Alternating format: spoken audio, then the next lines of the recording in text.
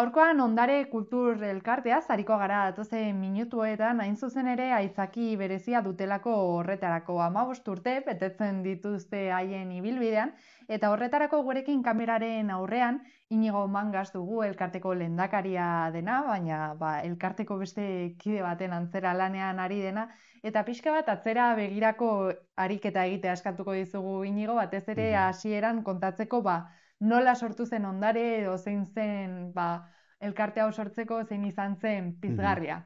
Bai, hasiera batean egia da, ni ari nintzen ikasten animazio soziokulturala, eta graduaren azkeneko lana sortu nun, egin nun elkarte baten proiektua, ez? Eta, egia da nota jasotzerakoan irakasleak oso nota ona jarri zehala, eta gomendatu zian proiektu hori aurrera eramateko, ez? Ze pixkat, bere garaian egia da gu erraldoi konpartxakin hasi ginela, orduan erraldoi konpartxa tradizionalak ikusten genituen, eta, nik nire proiektuan, beste bueltatxo bat ematen nion, gaztei pixkat errekurtsoak emateko ideiarekin, eta ze ikusten genuen hemen Irunek gaztentzako beharrak bazituela, ez zeudela espazio seguruak, beraien denbora librea pasatzeko eta orduan, pixkat dena hori lotuta, lagun talde bat elkartu ginen eta aurrera eramatea pentsatu genuen. 15 urte pasa dira ordutik, imaginatzen dut elkartea bideo honetan asko aldatuko zela, ez da? Bai, esan dizuan bezala, erraldoi konpartxakin hasi ginen, 2011an hasi ginenean guk gure erraldoi propioak ez genituen. Eta egin genuen lehenengo irteera Azpeitira izan zen, eta bere garaian Bidasoako Txaranga zen erraldoi bikote batekin jungien Azpeitira, behaiek utzitako erraldoiekin, eta horrek han lortutako dirua lagundu zigun gure erraldoi propioak sortzen. Orduan, handikan ona, desente aldatu geha, ekintza pila ditugu momentu honetan, eta, bide luzea izan du eta asko aldatu da. Elkarte guztien antzera, imaginatuko dut zuenean ere, voluntarioen lana ezinbestekoa izango dela, eguneroko jardun hau aurrera atera izateko, ez da? Bai, hori da, oinarria. Azkenean denok dakagu gure lana, beste asko ikasleak dira. Orduan, bolondrez irudi horren ezinbestekoa da. Aipatu duzun moduan, erraldoien kontuarekin hasi zineten, gaur egun gainera oso modan dagoen kontu bat, batez ere etxeko txikien artean, imaginatzen dut jendeak bereziki agian oraindik ere horregatik ezagutuko zaituztela, ez da? Bai, eta hemen Irunen izugarrizko sorteak aguz, 3 erraldoi konpartxa gaude, erraldoi pila ditugu hirian, nik uste Euskal Herriko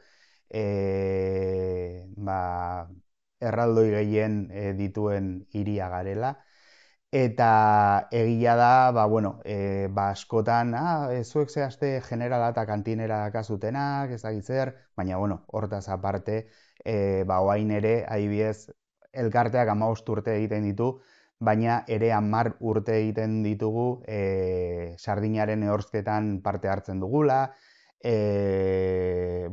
Gabonetan ere ekitaldi ezberdinak egiten ditugu, errege kabalgatan, orduan, egia da, erraldoien munduarekin lotzen gaituztela edo lokalizatzen gaituztela, baina askoz ere gauza gehiago ditugu. Horixe galdetu behar nizun, zeren jendeak aipatzen genuen moduan, igual ondare aipatuta erraldoiak etorriko zaizkie burura, baina zeintzuk dira beste ekintza horiek, pixka bat jendeak jakin dezan, naiz eta konturatu ez zuek ere horretan zaudetela. Bai, urtearekin hasita, errege kabalgatarekin hasten gara. Oain dala ja hasinen 2012 urtean, errege kabalgatan parte hartzen, gero inauterietan ere parte hartzen dugu, hasiera batean hasi ginen Hondarribiko inauteritako desfilean parte hartzen, gero udaletxetik jaso genuen gonbidapena, bere garaian beste elkarte batek, Izoki elkarteak utzi zuen lekua, gonbidatu gintuzten leku hori hartzera. Gero erraldoi konpartxa eta urtean zehar ere ekimen desberdinak egiten ditugu, beste elkarte batzuekin ere lankidetza edo zea egiten dugu, eta azkenean kolaborazio pila egiten ditugu. 15 urte izan dira, emankorrak, ez dakit ekintza bat edo momentu bereziren bat aukeratu beharko bazenu elkartearentzat esan nahi berezia izan duena, zein izango litzateken? Zaila, ze momentu berezi asko izan ditugu, ez? Baina nik uste 2018an, hasi ginen generala eta kantineraren erraldoiekin, eta lau buru handiekin, baina gero 2018an nik uste izan zala elkartearen hazkuntza nabaritu genuen urtea, ez? Udaletxeak lokala utzi zigulako, horrek lagundu zigun ere erraldoi gehiago sartzera, eta nik uste 2018an Amabitxia, Ferrobiarioa, Atxeroa, Lastargina, Elgorriagako langilea eta Hirugurutzetako mineroa sortu genituenean, nik uste hori izan zala momenturik politena, ze, Amaia Antzokian ere ikuskizun oso polita prestatu genuen, Irungo beste talde batzuen laguntzarekin, eta nik uste hori izan dela. Aipatuko dugu izenean argi ikusten den arren, hori kulturarekin loturiko elkartea zaretela, zehazki Irungo kultura balantzeaz, mantentzeaz eta ondare hori gordetzeaz barduratzen den elkartea zaretela, ez? Azken finean, memoria hori mantendu dadin, lan garrantzitsua egiten duzu ere. Bai, hori ere pixkatzen guk hasiera batetik genuen helburua, ez? Eta oso argi genuen azkenean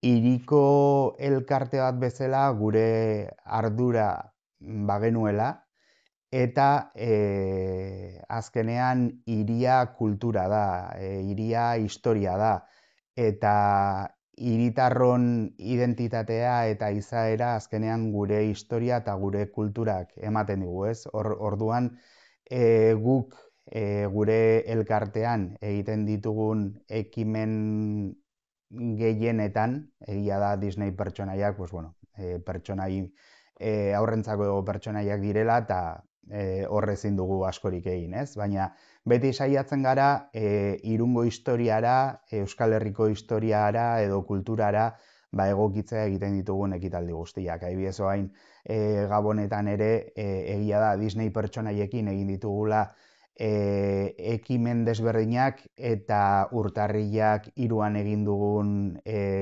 antzeslanean, kale antzerki horretan, Disney historia hori ezin genuen aldatu, baina egia da Amona baserritar bat sartu dugula eta historia Irunera egokitu dugula, ez? Orduan beti saiatzen gara gure Irun izena beti hola aurrean izaten. Eta aipatu dugu elkarrizketan zehar 15 urte betetzen dituzuela, ezakita aitzaki hau baliatuta urte honetan zehar momenturen batean urte horrenarekin loturiko ekintza berezirik antolatzeko asmorik aldu zuen, zerbaitetan pentsatzen hasiak altzareten, naiz eta agian oraindik goiz izan galdera hau egiteko. Bai, ideia pila baitugu, gero ere behiratu behar dugu, egia da, oain, Gabonetako ekintzetatik etortzen garela, topera ibili garela, ekintza pila izan ditugu.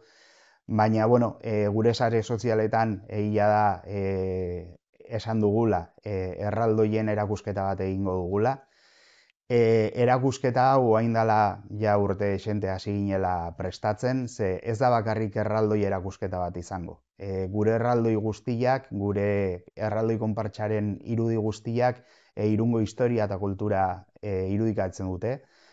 Eta atzeko urte hauetan egin duguna da erraldoi bakoitzarekin zerikusia duen gaia hartu, eta horrekin lotura duten elementu ezberdinak berreskuratu, ez? Adibidez, Txokolate Selgorriagako kutxa pila ditugu, publizitatea, tableta enbalaje pila ditugu ere, Bidasoa, Real Unioneko kamiseta bilduma polita dakago ere, bueno, azkenean gauza guzti horiek ere ikusgai egongo dira.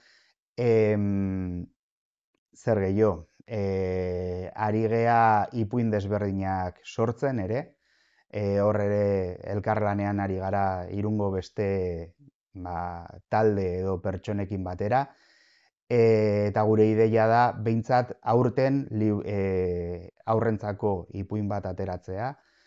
Eta, bueno, gero esan dizuan bezala, Sardinaren ehorzketan, bueno, 10. urteurrena ere egingo dugu, parte hartzen dugula. Horre ere zerbait berezia egin nahi dugu, pues, agian traje edo mozorro bereziren bat, berriren bat, bueno, ari gea gauzak sortzen, eta ideiak baditugu, baina gero ere aurrekontuaren arabera, gehiago edo gutxiago egingo ditugu. Horixe galdetu behar nizun, ez dakit elkartzera batzeko aukerarik aldagoen, nola lagundu daitekeen elkartean, zeren azkenean lehen aipatzen genuen, ez, voluntarioen lana ezinbestekoa dela.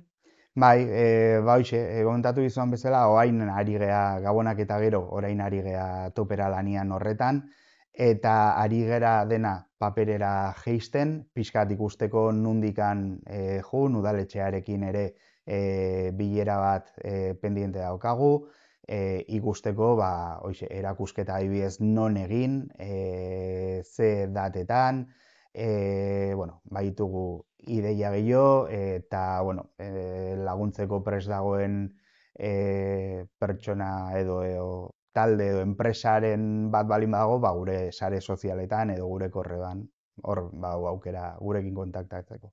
Eta azkenik ikusi dugu egindako guztia, baina duzu oraindik buruan egiteko duzuen asmoren bat, edo beti pendiente gelditu den amets edo ideiaren bat?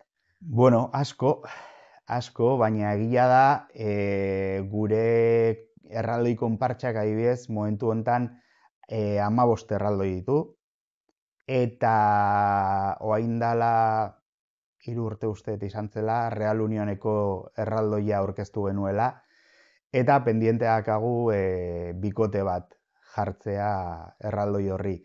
Eta seguraski aurten lortuko dugula, eta horrekin ja erraldoi konpartxa itxiko genuke, eta ja utziko genuke ja itxita, eta horiek izango ziren gure erraldoi guztiak, gure irudi guztiak, eta printzipio sola helburu bezala edo ametsa bezala konpartxa itxi, eta ja horrekin aurrera egin.